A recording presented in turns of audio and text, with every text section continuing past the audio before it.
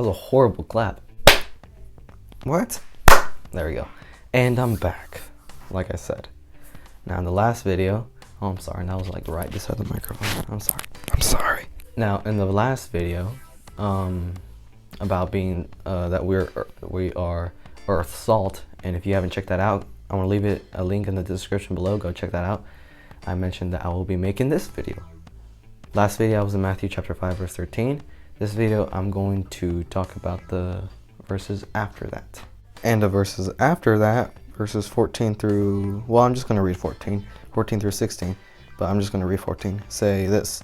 Oh, by the way, let's just go right into it. Thank you for joining me again. Moving on. Verse 14 says this: "You are the light of the world. A town built on a hill cannot be hidden." Now, how I have this imagery in my head, and hold on, before I go on, look, my glutes were not made for this hardwood floor. Some people can do it, but not me. Okay, that's a lot better on this nice comfy chair. Now, how I have this imagery on my head, now I'm not saying this is how it is, all right? This is just kind of helps me picture a little bit better.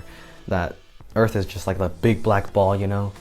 And then us humans are like also like this like dark shadow, you know? And the only reason you can see us is because of the silhouette of the shape of our bodies and stuff. But when someone asks Jesus Christ into their heart, when someone believes that, you know, goes through the salvation process and stuff, there's like a ball of light, or like, you know, a ball of light that just shines into that person's silhouette. So now, yes, you can still see the person's silhouette, but now you can see the person not just because of the silhouette, but because of that light that is inside of him now. And he's just walking around, you know. There's a lot of people like that walking around the world and stuff. To me, that's just like the imagery that I get in my head.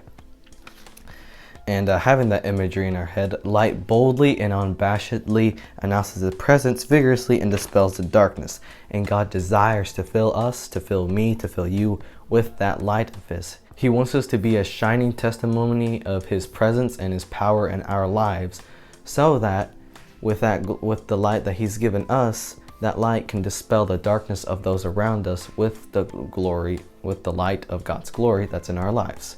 And even in verse 15 of Matthew chapter 5, Jesus says this: "Neither do people light a lamp and put it under a bowl. Instead, they put it on its stand, and it gives light to everyone in the house." Now, when Jesus says lamp, of course, it's not the electricity lamp, you know, that just like you flick a switch and pew! It's the lamp that you light and stuff.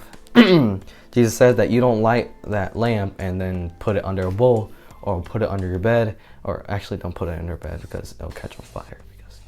Don't hide it, because it's meant to be on the stand. It's supposed to shine. It's supposed to let there be light, so that it can there will be light in the household, so that everybody can see and stuff. And also in the verse following that, verse 16, it says, "In the same way, let your light shine before others, that they may see your good deeds and glorify your Father in heaven."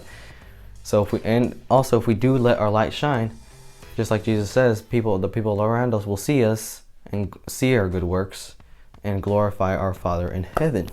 Our good works must accompany our dedicated lives as we follow Jesus. But if, however, we notice that everything around us is getting darker and darker, not darker because like, oh, woe is me, things are not going my way. I don't mean that. I mean like they're getting like worse, you know. It's like it's getting darker and darker, if you know what I mean.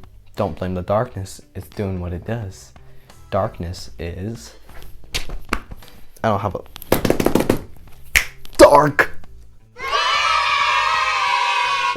Don't blame the darkness. It's just doing what it does. Darkness is being dark. And the only remedy to darkness is light. And Jesus said that His disciples should be the light of the world. And Ephesians chapter 5 verse 8 says that we Christians are children of light. The world was never the same once the Father introduced His light, His Son. Can that be said of you as well? Wherever you are, whether you are a student in school, can your other students, can the classmates, can your friends see you and see something different about you?